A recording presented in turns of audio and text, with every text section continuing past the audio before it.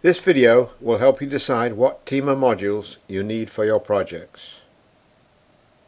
This sequence shows a single plane motion with the scaling in the same plane. This is handled by any of our 5 modules: Starter, Light, Motion, Automotive and Defense. In this project we have tracked in 2 parallel planes. We have the scaling targets on the wall behind the crash test dummy and targets on the moving dummy. This requires depth scaling, which comes with Motion, Automotive and Defense, but is an option for Starter and Light. Here the motion is in parallel planes but not perpendicular to the camera. The angled planes capability comes with TEMA Automotive and Defense, but is an option for Light and Motion.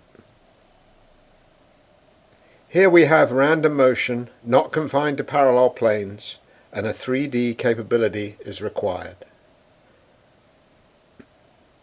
3D can be added as an option to Motion, Automotive and Defense and requires 2 or more synchronized cameras.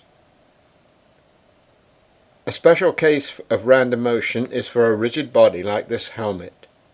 Position, roll, pitch and yaw can be calculated using one camera, provided the rigid body, the helmet, has been surveyed in a 3-dimensional survey.